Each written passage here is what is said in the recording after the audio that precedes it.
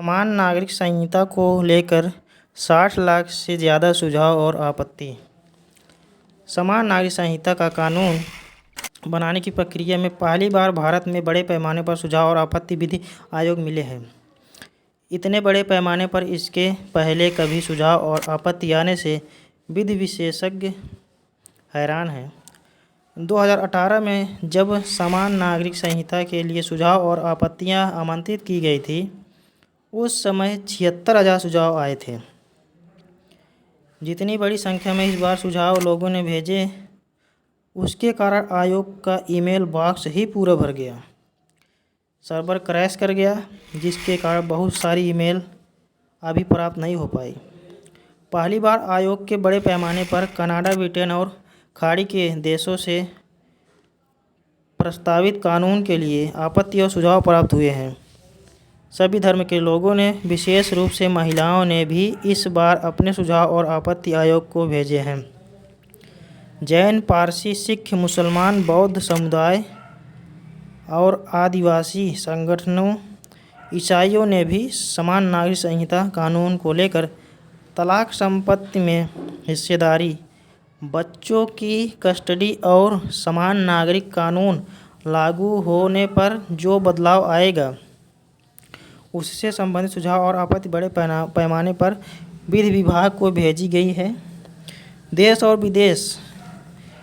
विदेश से इतनी बड़ी संख्या में ईमेल के माध्यम से सुझाव और आपत्ति आने से विधि आयोग का ईमेल का सर्वर डाउन हो गया है, जिसके कारण विधि आयोग को 28 जुलाई तक के लिए समय बढ़ाना पड़ा।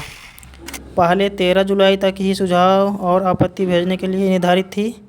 विधि आयोग के लिए सबसे बड़ा संकट यह है कि लाखों की संख्या में आपत्ति और सुझाव को लेकर सुनवाई किस तरह से की जाए।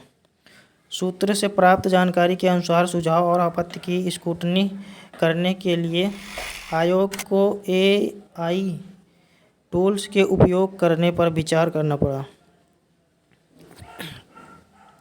सुझाव और आपत्ति को वर्गीकृत करने, समान सुझाव और आपत्तियों को एक साथ लाने के बाद ही इनकी सुनवाई की जाएगी।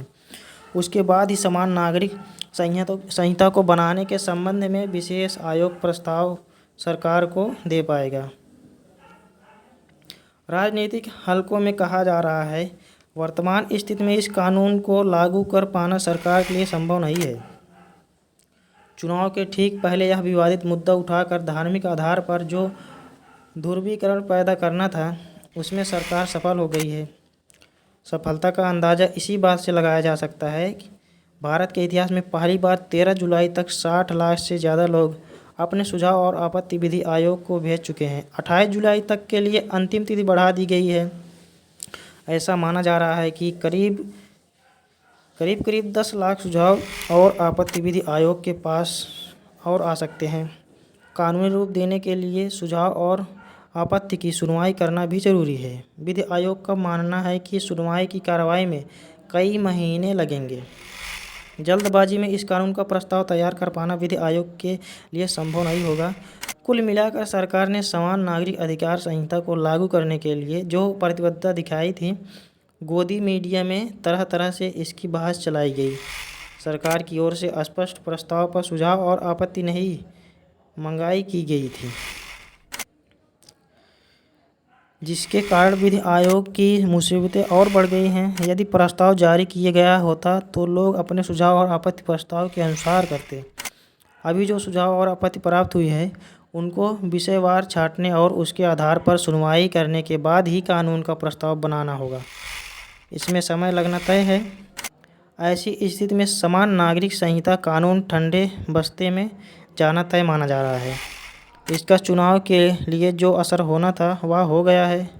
अब सरकार समान नागरिक कानून का हो हल्ला करेगा, लेकिन अध्यादेश अथवा बिल लाना सरकार के लिए संभव नहीं रहा।